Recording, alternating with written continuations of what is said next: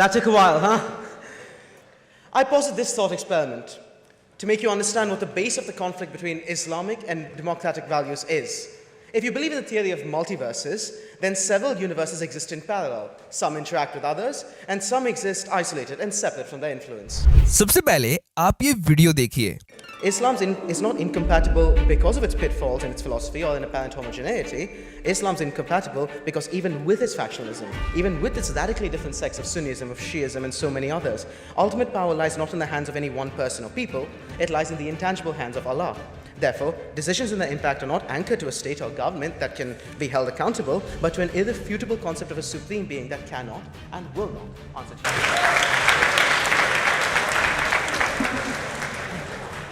ये वीडियो है हाल ही में हुई ऑक्सफोर्ड यूनियन में इस्लाम पर एक बहुत ही तगड़ी डिबेट, जिसका टाइटल रखा गया कि Islam doesn't allow for democracy because its commitment to Allah says, यानी कि इस्लाम अल्लाह के प्रति अपनी कमिटमेंट के कारण लोकतंत्र की अनुमति नहीं देता है। यहाँ पर इस डिबेट को करने के लिए ऑक्सफोर्ड यूनियन के इस मैदान में उतरे एक ब्रिटिश इंडियन हिंदू जिनका नाम है यशस राम कृष्णन, जो ऑक्सफोर्ड यूनियन में director of media and deputy and director of press है। और यहाँ पर इस डिबेट का दूसरा एक और टाइटल रखा गया, this house believes Islam is incompatible with democracy, यानी कि यह सदन मानता है कि इस्लाम लोकतंत्र के साथ अयोग्य है। I posited this thought experiment to make you understand what the base of the conflict between Islamic and democratic values is. तो इस्लाम में बताए गए अल्लाह के कारण इस्लाम लोकतंत्र के साथ असंगत क्यों है, इस चीज को अच्छे तरीके से समझाने के लिए यशस ने बिना किसी भय के ऑक्सफोर्ड यूनियन में ये कहा, Islam is not incompatible because of its pitfalls in its philosophy or in apparent homogeneity. Islam's incompatible because even with its factionalism, even with its radically different sects of Sunnism, of Shiism, and so many others, ultimate power lies not in the hands of any one person or people, it lies in the intangible hands of Allah. Therefore, decisions and their impact are not anchored to a state or government that can be held accountable, but to an irrefutable concept of a supreme being that cannot and will not answer to. इनके speech में यशस राम कृष्णन ने कहा कि इस्लाम लोकतंत्र के साथ इसलिए असंगत नहीं है क्योंकि इसकी फिलॉसफी में इसकी खामियां है या स्पष्ट एक रूपता है। इस्लाम इसलिए असंगत है क्योंकि शियावाद और सुन्नीवाद में भी अंतिम शक्ति किसी एक व्यक्ति या लोगों के हाथ में नहीं है, बल्कि इस्लाम की पूरी शक्ति अल्लाह के अमूर्त हाथों में दी गई है। इसलिए इस्लाम में डिसीजन किसी राज्य सरकार पर निर्भर नहीं होते हैं जिन्हें रिस्पॉन्सिबल ठहराया जा सकता है, बल्कि एक सर्वोच्च व्यक्ति की एक व्यवहारिक इस्लामिक अवधारणा पर आधारित होते हैं जो मानवता के अनुसार नहीं है। और यशस के इस्लाम पर इस स्पीच को सुनते ही ऑक्सफोर्ड यूनियन में बैठे सभी मजहबों के एक्सपर्ट ने तालियां बजाई, सिवाय यहाँ पर बैठे कुछ मुस्लिम्स को छोड़कर।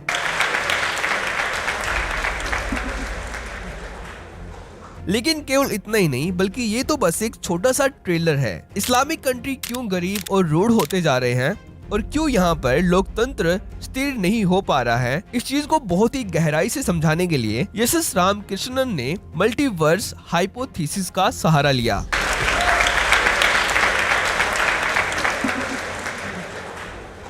That took a while, huh? Good evening, everyone. It is my pleasure to address the chamber as part of this historical debate on a highly contentious yet necessary point of discussion regarding today's governments and democracies. I'll spare you the long introductory remarks and get right into it. I posited this thought experiment to make you understand what the base of the conflict between Islamic and democratic values is. If you believe in the theory of multiverses, then several universes exist in parallel. Some interact with others, and some exist isolated and separate from their influence.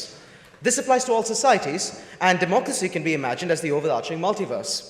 However, if the multiverse theory is true, then there exists at least one universe within this multiverse where the theory is not true.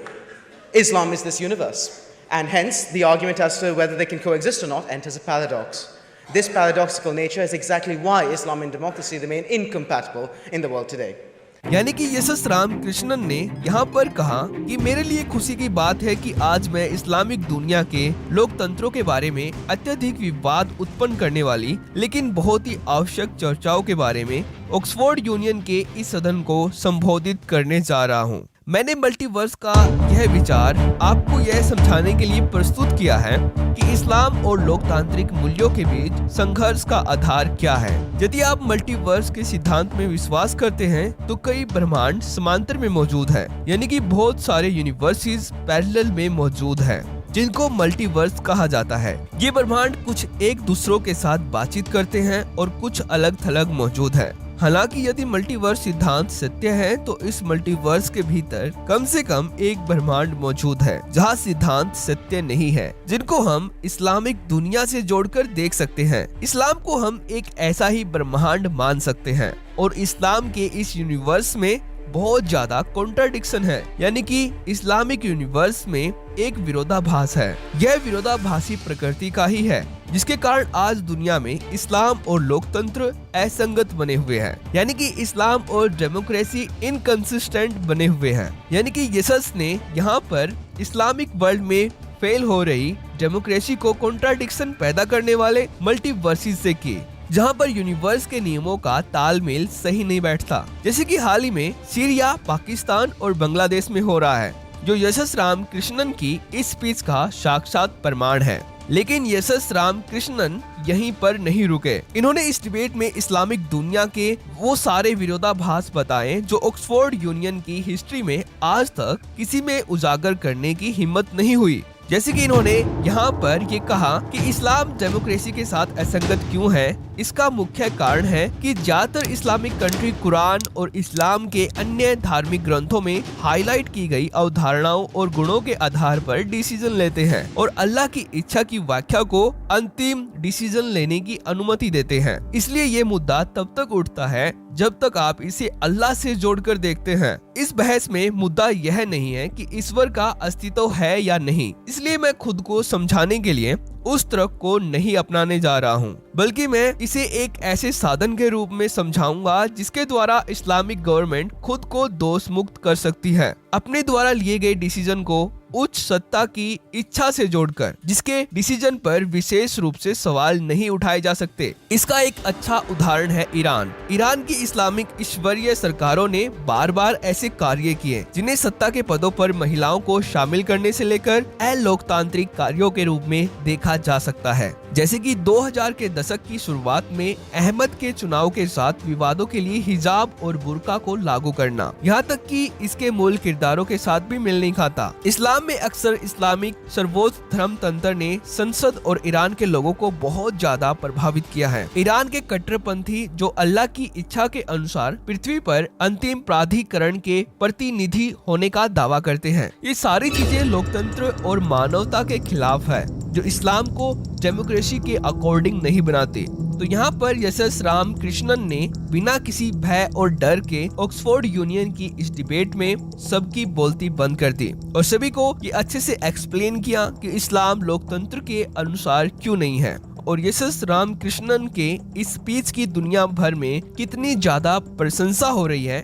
इसका अनुमान आप इस debate पर किए गए in comment से लगा सकते हैं। जैसे कि एक ने लिखा कि Muslim will talk about all modern and western ideas until they become majority, यानी कि मुसलमान तब तक सभी आधुनिक और पश्चिमी विचारों के बारे में बात करेंगे जब तक वे बहुसंख्यक नहीं हो जाते, यानी कि जब तक उनकी आबादी मेजॉरिटी गेन नहीं कर जाती। और एक ने लिखा कि इस्लाम and democracy together is one sentence itself A blasphemy, और ऐसे ही दुनिया भर के लोगों ने यीशु के स्पीच की प्रशंसा की। तो अगर आपको ये वीडियो इम्पोर्टेंट लगती है, अगर आपको लगता है कि ये वीडियो आपको अपने रिलेटिव्स के साथ शेयर करनी चाहिए, तो इस वीडियो को जरूर शेयर करना। और अगर आपको हमारा काम पसंद आता है तो हमें आपका समर्थन देने के लिए इस चैनल को भी सब्सक्राइब कर लेना। तो थैंक्स फॉर वॉचिंग।